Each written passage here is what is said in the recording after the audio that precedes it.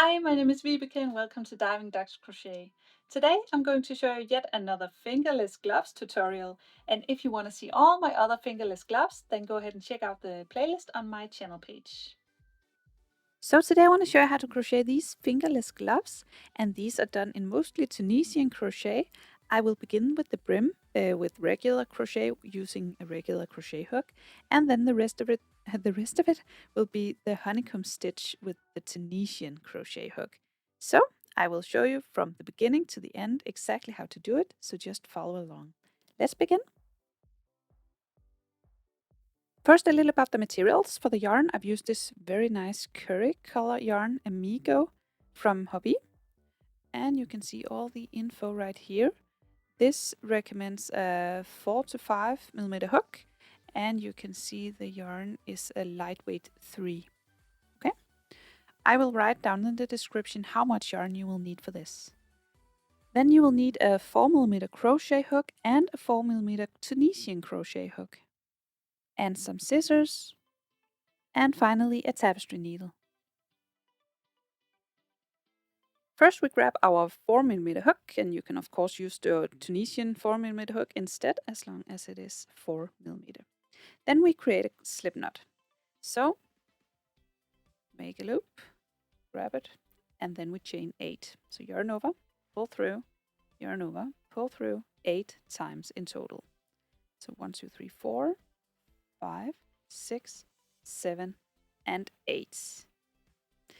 Then we will work into these chains. So you skip this first one, move on to the second chain and slip knot and single crochet, sorry. Do 1 single crochet in the second chain. So insert the hook, yarn over, pull through, yarn over, pull through 2.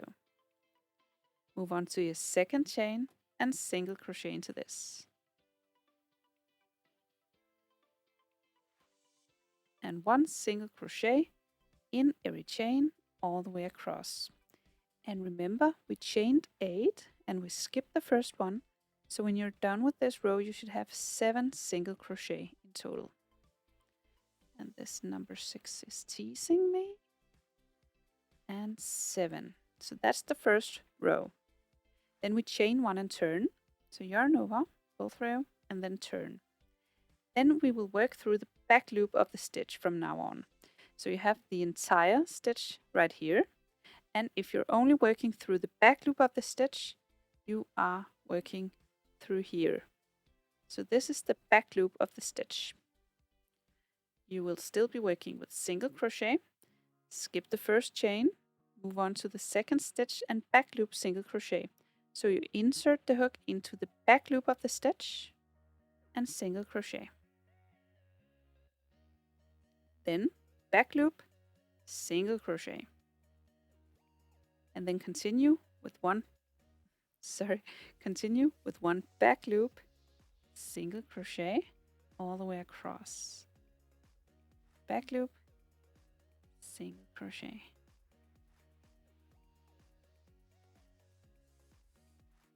Then when you're all the way across, you will now chain 1 and then turn and then repeat row 2 again.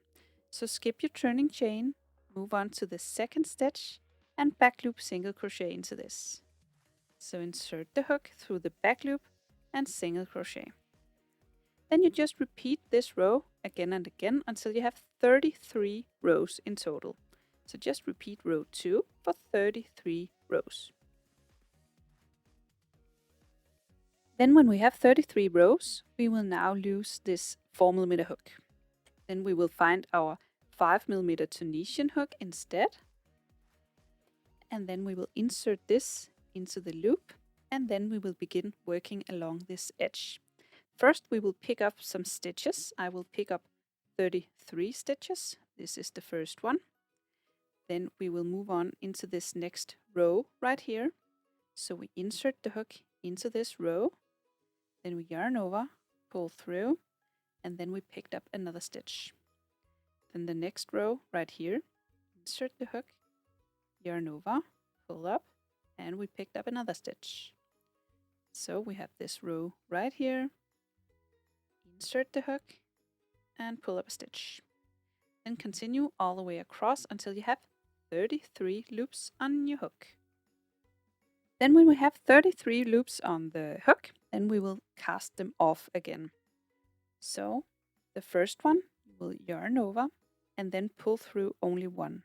So pull through one loop.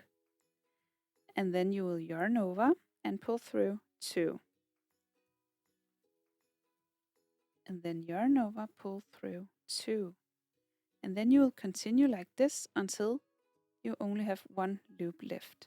So just yarn over, pull through two, yarn over, pull through two, just yarn over, pull through two all the way across.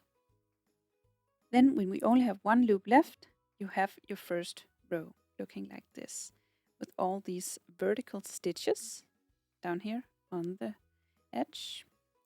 Then we skip this first vertical stitch. We will always skip the first one, that is the edge on the edge.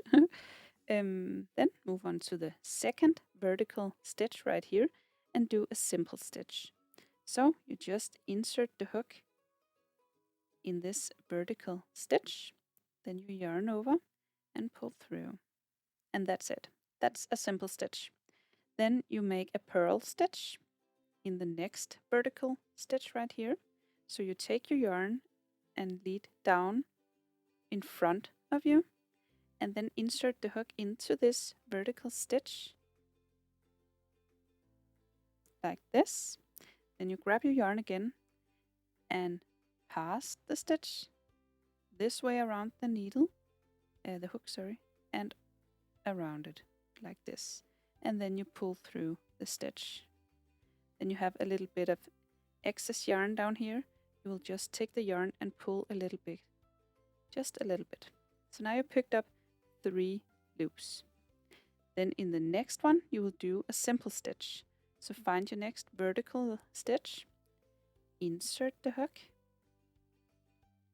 yarn over and pull through, and then you picked up a stitch. Then you will do a purl stitch in the next one.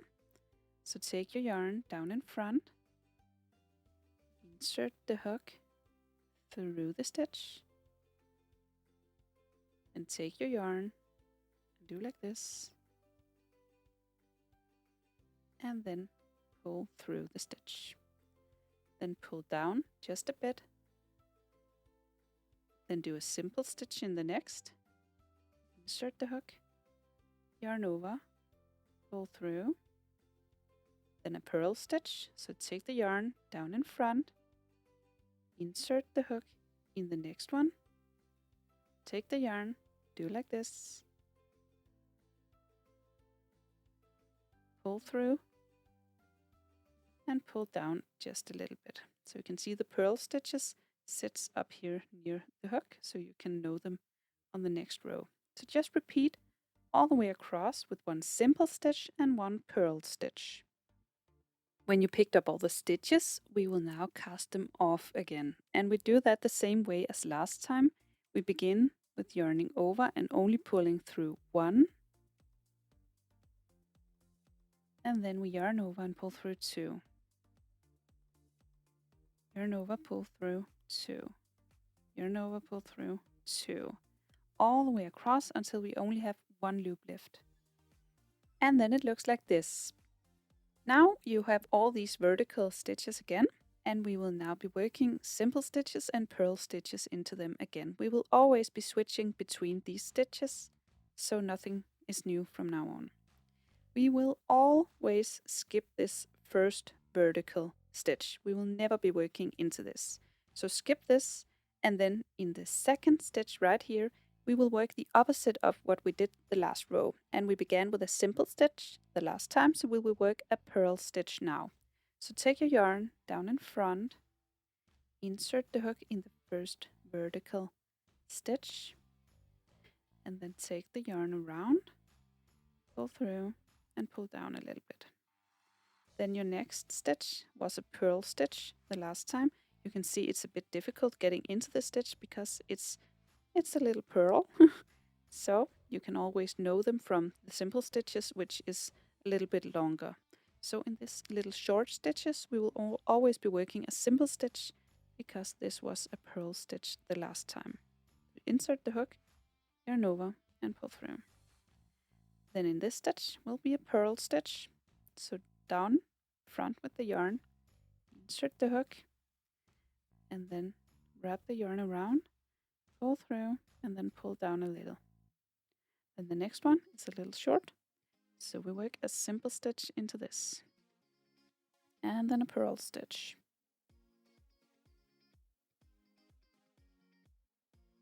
And then you have the little short one, so this is a simple stitch. Work your way all the way across. When you're all the way across, remember what we did? We began the return row. First we chain one and then, no, we don't chain one, we just skip one stitch and then skip two, skip two, skip two, and so on. And then when you begin the next row, remember always skip the first one out here and then do a simple stitch as the first one next time.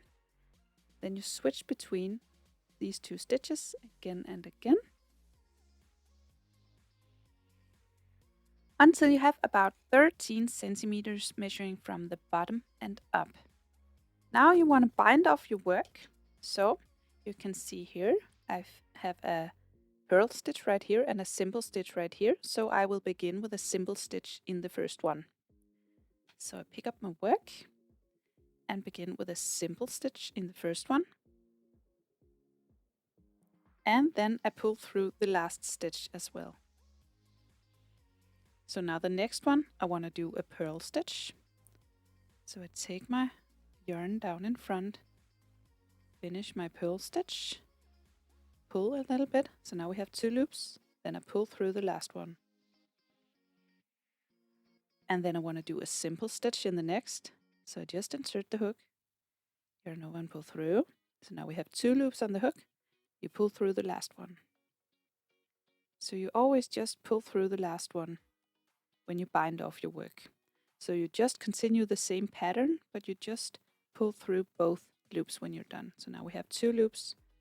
Now you pull through the last one. And remember to keep this a little bit loose so you don't like pull it together on top. So just continue the same pattern, but just pull through both loops on every stitch. When you're all the way across, you will cut the yarn, leaving a bit of yarn for sewing. And then you just take this hook and pull through the loop.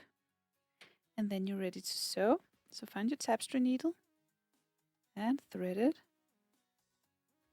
And now you fold your glove like this, so you have the outside, you have the inside on the outside, and then you will begin sewing it up.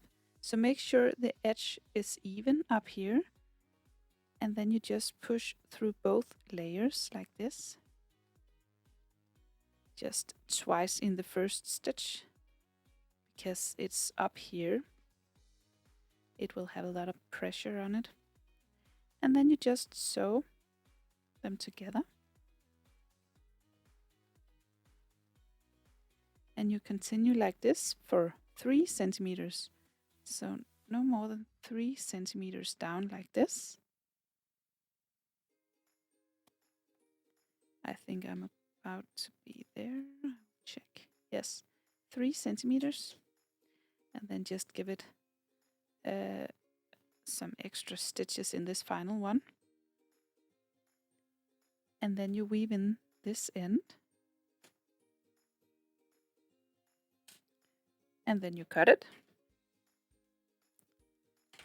And that's the upper part of the glove. So now you have all the rest. I always begin from the bottom again, just to make sure that it's even, because if you start up here, you might have an uneven edge down here. So always begin at the bottom again. So just find the bottom of the glove and weave this end. Oh, what's it called? I don't know. Just begin.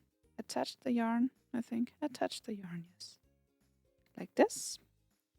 And then make sure it's even down here. And then you do the same thing. You do a couple of extra stitches in the first one, just to make sure it holds tight. And then you just So for a bit, leaving a gap for the thumb up here, so just until here-ish.